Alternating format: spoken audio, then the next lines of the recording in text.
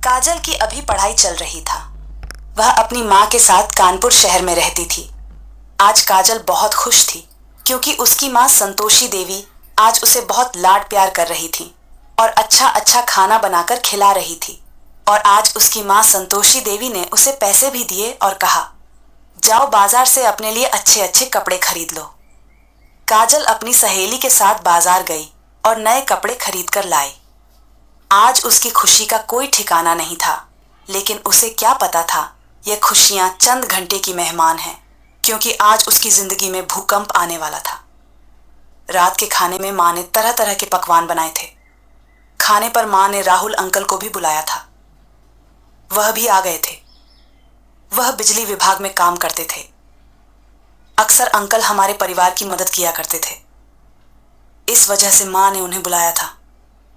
खाना खाने के कुछ देर बाद संतोषी देवी ने कहा, बेटी येलो वैसलीन का डिब्बा जा।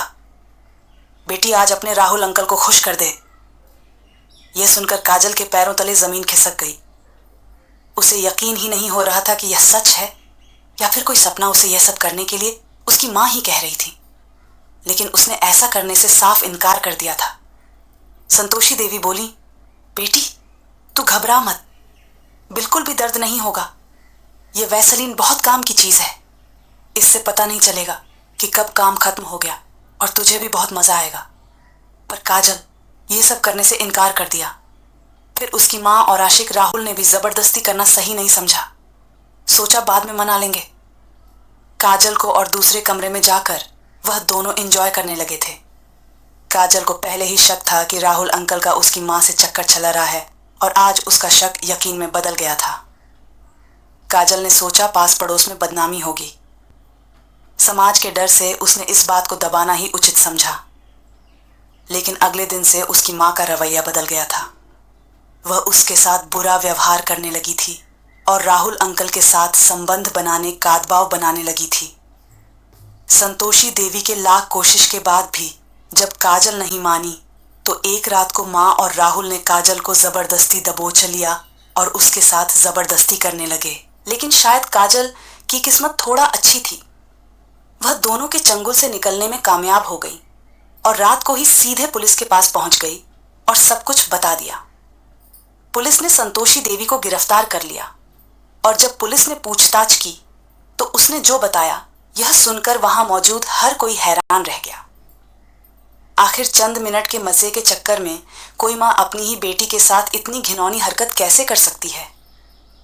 बोली, पति के मरने के बाद से काजल की माँ और राहुल का चक्कर चलने लगा था। माँ ने बताया कि राहुल के पास सरकारी नौकरी है और उसके पास पैसे की कोई कमी नहीं है।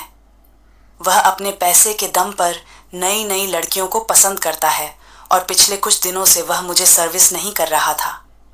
वह मुझे बार बार इग्नोर कर रहा था। जब मैं उसे सर्विस देने के लिए बोला तो वह कहने लगा, अब तुम्हारी डील ही हो चुकी है, मुझे टाइट मांगता है। मैंने कहा कोई बात नहीं, तुम चाहो तो बैकडोर से भी एंट्री मार लेना। लेकिन वह नहीं माना, जिस वजह से मैं परेशान रहने लगी थी और प्यार प्राप्त करने के लिए तड़पने लगी थी। मैंने कई बार राहुल को मनाने की कोशिश की, लेकिन वह बोला, अगर तुम्हें मेरी सर्विस चाहिए तो पहले मुझे एक बार अपनी बेटी की दिलाओ। लेकिन मेरी बेटी काजल यह सब के लिए नहीं मानी और उसने मुझे फंसा दिया। एक माँ के मुंह से ऐसी बातें सुनकर वहां मौजूद हर कोई हैरान रह गया। सब यही सोच रहे थे कि क्या कलयुग आ गया है। कुछ मिनट के मजे के लिए रिश्तों को तार तार कर देते हैं